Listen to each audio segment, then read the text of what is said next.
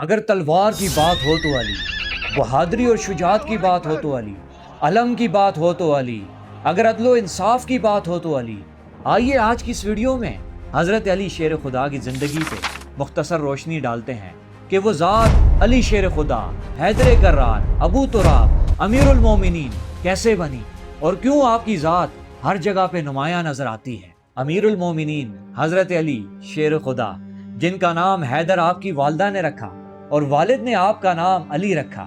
آپ کی پیدائش پہ اگر بات کی جائے تو پیدائش آپ کی مکہ مکرمہ میں کعبۃ اللہ کے اندر ہوئی، اور آپ کی زندگی کے اگر اوائل دور کو دیکھا جائے تو مکہ میں جب قحط پڑا، پھر آپ کی کفالت کرنے والے تھے رسول خدا صلی اللہ علیہ وآلہ وسلم، جنہوں نے چھوٹی سی آپ کی عمر میں آپ کی کفالت کی، اور تقریباً اس وقت آپ 7 سال کی عمر میں تھے۔ پھر وہ وقت آیا، جبرائیل اللہ کا پیغام نبی کے پاس لے کر آئے۔ آپ نے اعلان نبوت جب کیا تو عورتوں میں سے آپ کی زوجہ حضرت ختیجہ سب سے پہلے اسلام قبول کیا، اور بچوں میں آپ جان کے حیران ہوں گے کہ سب سے پہلے اسلام قبول کرنے والے حضرت علی شیر خدا کی ذات تھی۔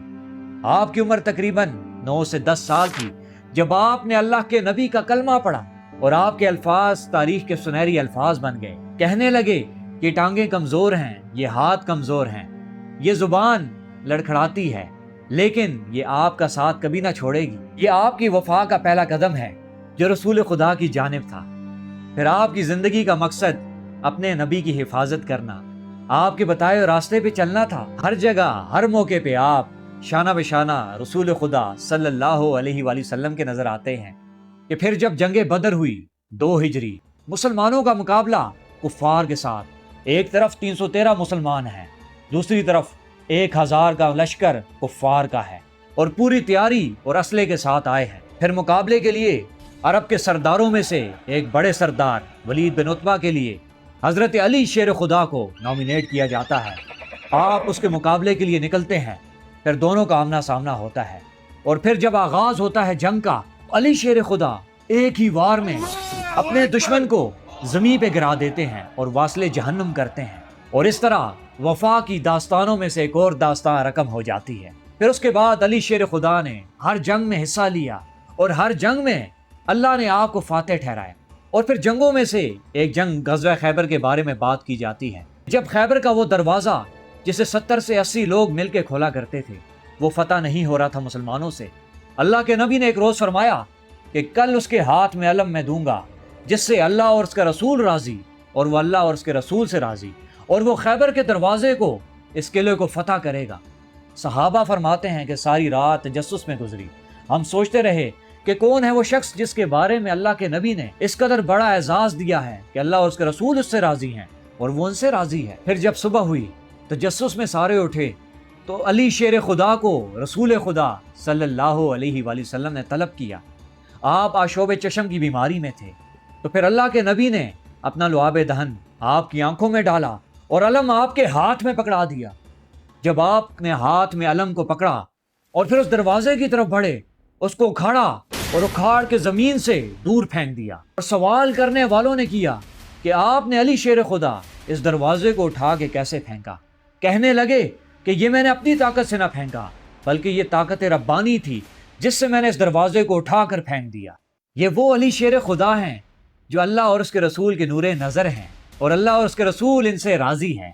پھر وہ وقت آیا کہ جب حضرت فاطمہ سلام علیہا کے رشتے آنے لگے، تو پھر اللہ کے نبی نے حضرت علی شیر خدا کے نکاح میں آپ کو دیا، اور آپ کی ازدواجی زندگی ایک بہترین زندگی اور ایک بہترین مثال بنی۔ پھر آتے ہیں اس دور کی طرف کہ جب رسول خدا صلی اللہ علیہ وآلہ وسلم اس دنیا سے رخصت فرما گئے، پھر خلافت حضرت ابوبکر صدیق نے سنبھالی، آپ نے امت کی رہنمائی کی۔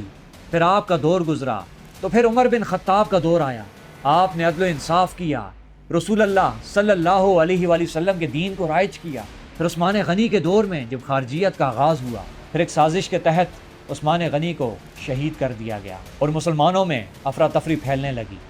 اس وقت ان کے رہنما، ان کو اکٹھا کرنے والے علی شیر خدا بنے کہ لوگ پھر آپ کی بیعت کے لیے جب پہنچے تو فرمایا کہ میں کمرے میں بیعت نہیں لوں گا، بلکہ میں میدان میں اعلانیہ بیعت لوں گا۔ پھر لوگ مسجد نبوی میں جمع ہوئے، آپ مسجد نبوی میں ممبر رسول پہ کھڑے ہوئے और आपने एक एक की बैत ली, और फिर खारजियों का ज़हूर आपके दौर में बढ़ गया कि हर कोई नारा हक़ का लगाने लगा।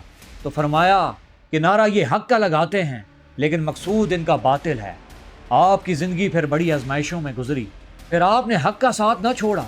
फिर अल्लाह ने हर मैदान में आपको सुरखरू किया, आपके ज़िक्र को अल्लाह ने बुलंद किया और आपको सब्र दिया, तहम्मुल दिया। ईमान वालों की मोहब्बत आपकी दिलों में थी, आपने इस्लाम के लिए बड़ी कुर्बानियाँ दी और अल्लाह और उसके नबी के नाम पे हम वक्त तैयार रहते थे जान देने के लिए। ये वो अली शेर खुदा हैं कि जिनकी वफ़ात फिर सजदे के आलम में हुई। मुनाफिक ये जानते थे कि अली को यूं कत्ल करना आसान नहीं, इसलिए उन्होंने नमाज के वक्त को लिया। और उनमें से एक बदबख्त जिसका नाम अब्दुर्रहमान बिन मुलजम था, उसने सजदे के आलम में आपको शहीद कर दिया। ये वो बदबख्त और जहन्नमी है जिसने अपने लिए जहन्नम को ख़रीदा। और अली शेर खुदा सजदे के आलम में अपने रब को प्यारे हो गए और अल्लाह ताला ने आपकी वफ़ा, आपकी मोहब्बत का आपको सिला दिया कि आपके ज़िक्र को आबाद कर दिया। अब ये आपका ज़िक्र क़यामत तक जारी और सारी रहेगा और जो जो आपका ज़िक्र करते रहेंगे अल्लाह ताला उनके ज़िक्र को भी बुलंद कर देगा, क्योंकि आले बैत की मोहब्बत ऐन ईमान है। आज की वीडियो के बारे में अपनी राय का इज़हार कीजिएगा कि आप अली शेर खुदा से कितनी मोहब्बत करते हैं और आप क्या नज़रिया और सोच रखते हैं। अपनी राय से ज़रूर आगाह कीजिएगा। वस्सलाम।